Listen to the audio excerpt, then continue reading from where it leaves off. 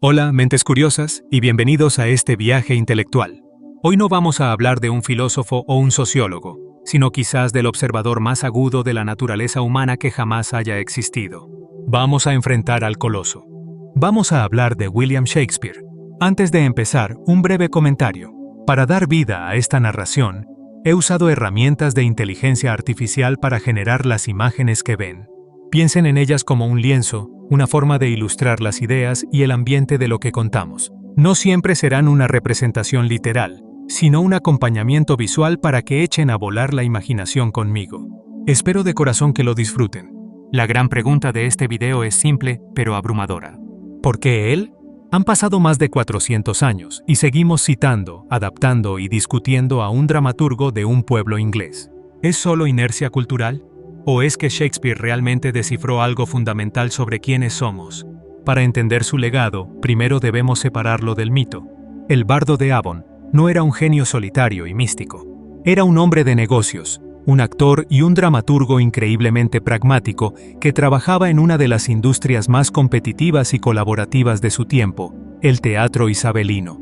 Nuestra exploración se dividirá en varias partes. Primero, veremos el mundo que lo creó. Luego, analizaremos cómo usó la comedia para diseccionar la sociedad. Nos sumergiremos en la oscuridad de sus grandes tragedias. Veremos su análisis del poder en las obras históricas. Después, su poesía. Y finalmente, su legado más duradero, el lenguaje. Comencemos con el contexto. Shakespeare vivió en la Inglaterra isabelina, una época de transición violenta y emocionante. Fue un período bisagra entre el mundo medieval, dominado por la certeza religiosa, y el mundo moderno, que empezaba a descubrir la duda, la ciencia y el individuo. El teatro en ese entonces no era un entretenimiento de élite, era el medio de comunicación de masas. El Globe Theatre era ruidoso, olía mal y estaba lleno de gente de todas las clases sociales, desde el suelo hasta las galerías. Shakespeare tenía que escribir para todos ellos, simultáneamente. Este contexto es crucial. Sus obras no eran leídas en silencio, eran experimentadas en público. Tenían que capturar la atención de un aprendiz analfabeto y, al mismo tiempo, ofrecer complejidad filosófica para el noble educado en la corte. Esta tensión es la que genera su genio. Se suele debatir sobre su autoría, la idea de que un hombre sin educación universitaria pudiera escribir esto. Pero esto ignora que su educación fue el teatro mismo. Él entendía al público, entendía el ritmo, la psicología de la multitud y, sobre todo, el poder de la palabra hablada. Ahora, hablemos de las comedias. A menudo las vemos como obras ligeras, previas a su gran fase trágica. Pero esto es un error. Las comedias de Shakespeare son laboratorios para explorar la identidad y las normas sociales. Pensemos en Noche de Reyes o Como gustéis. ¿Cuál es el motor de la trama? Casi siempre, la confusión de identidad. Mujeres disfrazadas de hombres, gemelos idénticos, identidades robadas. Shakespeare toma la estructura social, especialmente el género, y la sacude hasta que vemos lo frágil que es. En estas obras, los bosques, como el de Arden, se convierten en espacios mágicos, fuera de la ley de la ciudad. Son lugares donde las jerarquías se invierten, los tontos son sabios y los nobles actúan como tontos. Es un espacio de posibilidad donde la identidad se puede renegociar. Y luego está el amor. El amor en sus comedias nunca es simple. Es caótico, irracional, a menudo cruel. En El sueño de una noche de verano, el amor es literalmente una poción mágica que te hace amar a la primera criatura que ves, sea un noble o un burro. Es una crítica feroz al ideal romántico. Shakespeare usa la risa como un bisturí. Nos reímos de Malvolio, el puritano engreído en Noche de Reyes, pero su humillación al final es brutal. La comedia nos permite criticar el poder, la hipocresía y la rigidez social de una manera que la tragedia no puede. Incluso en sus primeras comedias, vemos el tema central de su obra. La tensión entre lo que somos por dentro y el papel que la sociedad nos obliga a jugar por fuera. Esta idea explotará por completo en sus tragedias. Y entonces, llegamos al corazón de la oscuridad. Las grandes tragedias. Hamlet, Othello, Macbeth, El Rey Lear. Estas obras son, en esencia, el nacimiento de la psicología moderna en la literatura. Empecemos por Hamlet. Hamlet no es solo un príncipe vengativo, es la invención de la conciencia moderna. Es el primer personaje que vemos pensar sobre pensar. Su ser o no ser no es solo una pregunta sobre el suicidio, es una pregunta sobre el valor de la acción misma en un mundo corrupto. La tragedia de Hamlet es la parálisis por análisis. Él ve la podredumbre en el estado de Dinamarca, pero su propia mente es un laberinto del que no puede escapar. Shakespeare crea aquí el paisaje interior, la idea de que el conflicto más importante no es el de las espadas, sino el que ocurre dentro del cráneo. Luego tenemos Otelo. Esta no es una tragedia del destino, es una tragedia de la manipulación. Es un análisis aterrador de cómo el lenguaje, en manos de Iago, puede ser usado como un veneno para destruir la confianza, el amor y la verdad. Es una obra sobre la desinformación y sus consecuencias letales. Iago es quizás su villano más aterrador porque su maldad es inmotivada. Él destruye por el placer de destruir. En Otelo, Shakespeare también confronta directamente el racismo, la otredad y la fragilidad de la reputación masculina en una sociedad patriarcal. Pasemos a Macbeth. Esta es una obra sobre la ambición. Es un descenso claustrofóbico a la locura. Shakespeare nos muestra cómo un solo acto de violencia, motivado por una profecía, puede desentrañar la realidad misma. La sangre en las manos de Lady Macbeth no es real, es psicológica. En Macbeth, el orden natural se rompe. Los caballos se comen entre sí, los búhos cazan de día. Shakespeare usa la naturaleza para reflejar el caos moral y político. La obra pregunta: ¿somos peones del destino, las brujas, o somos responsables de nuestras elecciones? Finalmente, el Rey Lear. Esta es quizás la obra más desoladora. Es Shakespeare mirando al abismo de la vejez, la ingratitud filial y la locura. Cuando Lear, despojado de todo, se encuentra en la tormenta, se da cuenta de la injusticia fundamental del mundo. Es la reducción del hombre a su esencia más vulnerable.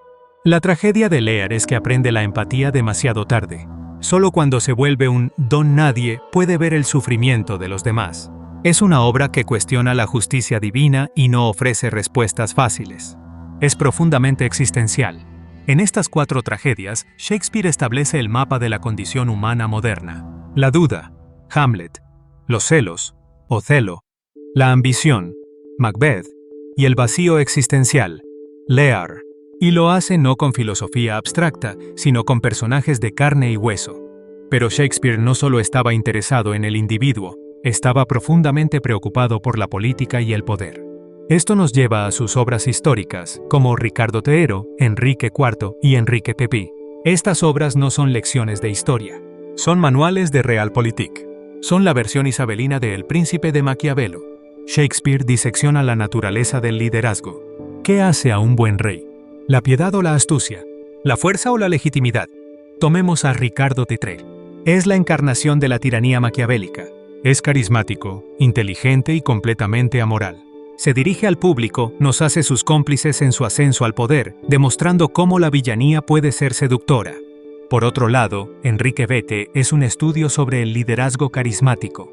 Su famoso discurso del Día de San Crispín es una obra maestra de propaganda. Es la invención del patriotismo moderno.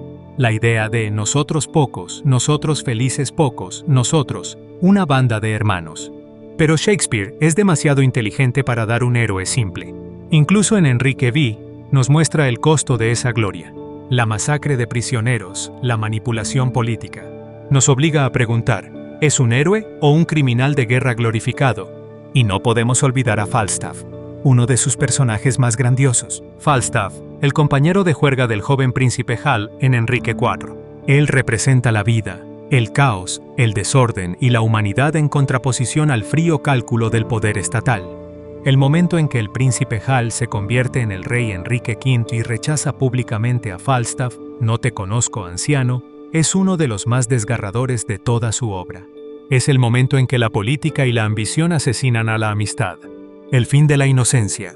En sus obras romanas como Julio César y Antonio y Cleopatra, aplica la misma lente. Julio César es un estudio brillante sobre la retórica. Vemos cómo el discurso de Bruto, lógico y razonado, es barrido por el discurso emocional y populista de Marco Antonio. Es una lección sobre la psicología de masas. En Antonio y Cleopatra, contrasta el deber romano, Octavio, con la pasión egipcia, Cleopatra. Es el viejo mundo de la estructura contra el nuevo mundo del deseo y el caos. Es una obra sobre cómo el poder y el amor pueden consumirse mutuamente. Lo que Shakespeare nos muestra en todas estas obras es que la política no es un sistema abstracto. Es el resultado de pasiones humanas muy concretas: la ambición, el miedo, la lealtad y la traición. El poder corrompe, pero la debilidad también puede hacerlo. Y luego tenemos al poeta. Shakespeare no solo escribió obras de teatro, escribió 154 sonetos, poemas líricos que cambiaron la forma en que pensamos sobre el amor, el tiempo y la belleza. Los sonetos de la época solían ser idealizaciones petrarquistas, donde la amada era un ángel intocable. Shakespeare rompe esto. Sus sonetos están dirigidos a un joven justo y a una dama oscura, Dark Lady. Son poemas llenos de deseo, celos, obsesión y honestidad brutal. Él subvierte las convenciones. El famoso soneto 130, «Los ojos de mi amada no son nada como el sol», es una parodia de la poesía romántica. Él dice: «Mi amada es real, no es una diosa, y la amo precisamente por eso». Es un realismo radical. Pero el gran tema de los sonetos es el tiempo. El tiempo es el enemigo, el devorador que destruye la belleza. Shakespeare ve dos formas de luchar contra el tiempo: la procreación, tener hijos, y el arte. Sus poemas son una promesa de inmortalidad. Cuando escribe: «Mientras los hombres puedan respirar o los ojos puedan ver, vivirá esto, y esto te dará vida a ti», no es solo arrogancia. Es una declaración sobre el poder del lenguaje para preservar la vida más allá de la muerte. Y tenía razón. Seguimos aquí, leyendo sus palabras. Esta obsesión con el lenguaje nos lleva a su mayor legado. Si tuviéramos que elegir una sola cosa que hizo Shakespeare, fue inventar el lenguaje que usamos para describir nuestra propia vida interior. La gente a menudo dice que Shakespeare introdujo miles de palabras al inglés. Es cierto, palabras como eyeball, globo ocular, swagger, pavonearse, o lonely, solitario. Pero su genio no fue solo inventar palabras, fue inventar formas de hablar. Él dominó el pentámetro yámbico, el ritmo de 5 tiempos, da-dum, da-dum, da-dum, da-dum, da-dum. Este ritmo imita el latido del corazón humano y la cadencia natural del habla inglesa. Hizo que sus versos fueran memorables y, al mismo tiempo, profundamente naturales. Pero luego rompió sus propias reglas. Cuando un personaje está loco o emocionalmente roto, como Lear en La tormenta, el pentámetro se quiebra. El lenguaje se rompe junto con la mente del personaje. Shakespeare usa la forma del lenguaje para mostrar el contenido de la psique. Antes de Shakespeare, los personajes a menudo declaraban sus sentimientos. Estoy triste. Estoy enojado.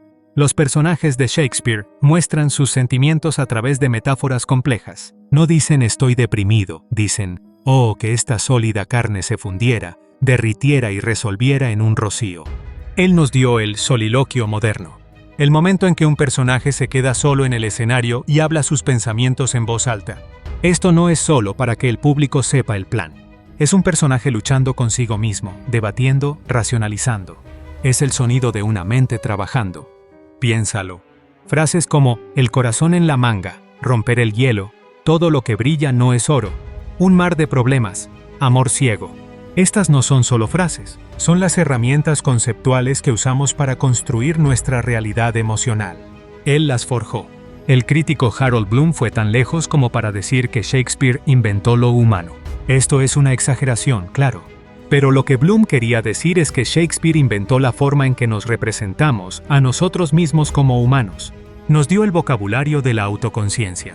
Sus personajes son libres.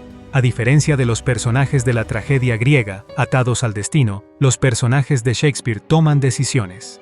Sus tragedias son casi siempre el resultado de un defecto de carácter, un error fatal, no de un dios enojado. Esto es un cambio radical en la conciencia humana. Incluso sus obras más fantásticas, como La Tempestad, su última obra, son sobre esto. Próspero, el mago, es un director de escena, un dramaturgo. Al final, rompe su vara, renuncia a su magia, su arte, y pide al público que lo libere con sus aplausos. Es la confesión definitiva del poder y los límites del arte. Y así, llegamos al legado. ¿Por qué Shakespeare sobrevive? No es solo porque esté en el currículo escolar. Es porque cada generación encuentra en él algo nuevo. Él es infinitamente adaptable. El director japonés Akira Kurosawa vio en Macbeth una historia de samuráis y la convirtió en Trono de Sangre. Vio en El Rey Lear un drama feudal y creó Ran. Las estructuras de poder y las fallas humanas eran universales. Hemos visto Romeo y Julieta como un musical de pandillas en West Side Story. Hemos visto Hamlet como una historia corporativa en El Rey León. Hemos visto La fierecilla domada como una comedia romántica de secundaria en 10 cosas que odio de ti. Pero su legado no está libre de críticas. Y es importante que así sea. Las críticas feministas señalan el trato brutal de personajes como Ofelia o Lady Macbeth, que son castigadas por su poder o su locura. Sus obras son un producto de un patriarcado. Críticos poscoloniales analizan Otello y La Tempestad, con el personaje de Calibán, como representaciones problemáticas de la raza y el colonialismo. Shakespeare, aunque visionario, seguía siendo un hombre de su tiempo, con sus prejuicios. Pero aquí está la genialidad. Las obras son tan ricas y ambiguas que permiten estas críticas.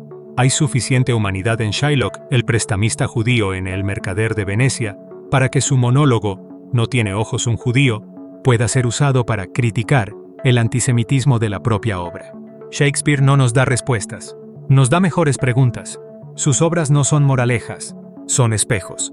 Un espejo que refleja no solo la sociedad isabelina, sino también la nuestra. Cuando miramos a Hamlet, no vemos a un príncipe danés. Nos vemos a nosotros mismos, paralizados por la incertidumbre. Su verdadero legado es la ambigüedad, la capacidad de sostener dos ideas opuestas en la mente al mismo tiempo. Es el juego limpio es sucio, y sucio es juego limpio.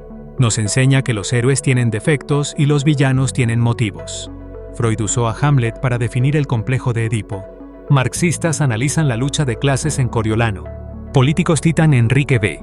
Cada rama del pensamiento humano puede encontrar sus raíces o su antítesis en Shakespeare. Entonces, ¿cuál es la condición humana según Shakespeare? Es caótica, es contradictoria. Estamos atrapados entre nuestro intelecto angelical y nuestros apetitos animales. Somos capaces de la poesía más bella y de la crueldad más abyecta. Y a menudo, al mismo tiempo. Él nos muestra que la vida no es una narrativa ordenada. Es, como dice Macbeth al final, un cuento contado por un idiota, lleno de sonido y furia, que no significa nada. Y sin embargo, el acto de contar ese cuento, de ponerle palabras, es lo que nos da significado. Al final, el legado de Shakespeare no es un conjunto de obras, es una herramienta para vivir. Nos enseñó que nuestros sentimientos más profundos, nuestra ambición, nuestros celos, nuestro amor y nuestra desesperación no son aislados, son universales. Él nos dio el lenguaje para nombrar nuestra propia confusión. Somos, como él dijo, de la misma materia de la que están hechos los sueños. Leer a Shakespeare, o mejor, ver a Shakespeare, es un acto de autodescubrimiento. Es encontrar las palabras para el caos que llevamos dentro. Gracias por acompañarme en este análisis tan profundo. Ha sido un honor explorar estas ideas con ustedes. Si este viaje te ha parecido valioso, considera suscribirte para más análisis de las ideas que nos definen. Y ahora te pregunto, ¿cuál es la obra de Shakespeare que más te ha impactado? Déjalo en los comentarios. Oh, ¿sigues aquí? Excelente. A menudo me preguntan, ¿por dónde empezar con Shakespeare? No empieces por el Rey Lear, empieza por la acción. Macbeth es corta, rápida y sangrienta, como una película de acción moderna. O Romeo y Julieta, que sigue siendo la historia de amor adolescente más visceral. Y un consejo de oro. No lo leas en silencio como una novela. Sus obras fueron escritas para ser vistas y oídas. Busca una buena producción de audio, o mejor, ve una película. La versión de Hamlet de Kenneth Branagh o Macbeth de 2015 con Michael Fassbender. El lenguaje cobra vida cuando es actuado. Volviendo a las comedias por un segundo. La estructura de la comedia en Shakespeare es fascinante. A diferencia de la tragedia, que empieza en orden y termina en caos, la comedia empieza en caos, identidades confundidas, leyes injustas, y termina en orden. Generalmente, una boda. O varias. Pero incluso sus finales felices son ambiguos. En El mercader de Venecia, todos están felices excepto Shylock, que es destruido. En Noche de Reyes, Malvolio sale jurando venganza. Shakespeare sabe que no existe tal cosa como un final feliz para todos. Hablemos de sus personajes femeninos. Son extraordinariamente complejos para su época. No son solo intereses amorosos. Rosalinda, en Como gustéis, es más inteligente y capaz que cualquier hombre en la obra. Cleopatra es una líder política y una figura trágica de poder inmenso. Por supuesto, también tiene a Julieta, que a menudo se malinterpreta como una simple enamorada. Julieta es increíblemente proactiva. Es ella quien propone matrimonio. Es ella quien idea el plan con el fraile. Es una fuerza de la naturaleza en un mundo que intenta controlarla. Y Lady Macbeth, ella no es simplemente malvada, Es una mujer atrapada en un sistema que no le permite gobernar, así que canaliza su ambición a través de su marido. Su famosa escena de "despójame de mi sexo" es un grito de frustración contra las limitaciones de su género.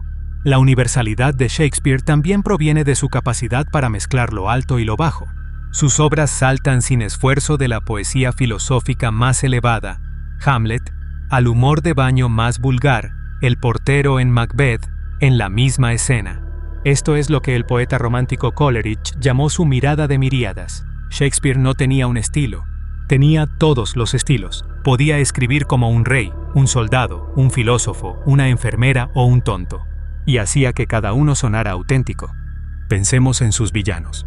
A diferencia de los villanos de melodrama, los villanos de Shakespeare son a menudo los personajes más carismáticos.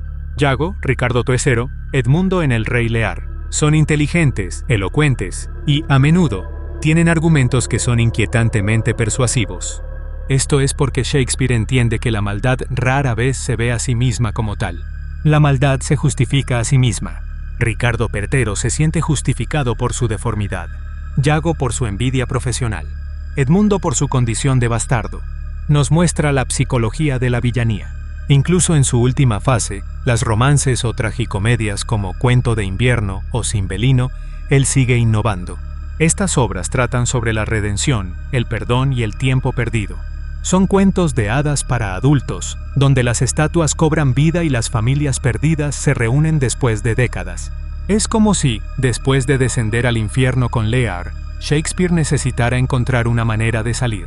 Estas últimas obras sugieren que, si bien el sufrimiento es inevitable, la gracia y la reconciliación son posibles, aunque a menudo parezcan mágicas.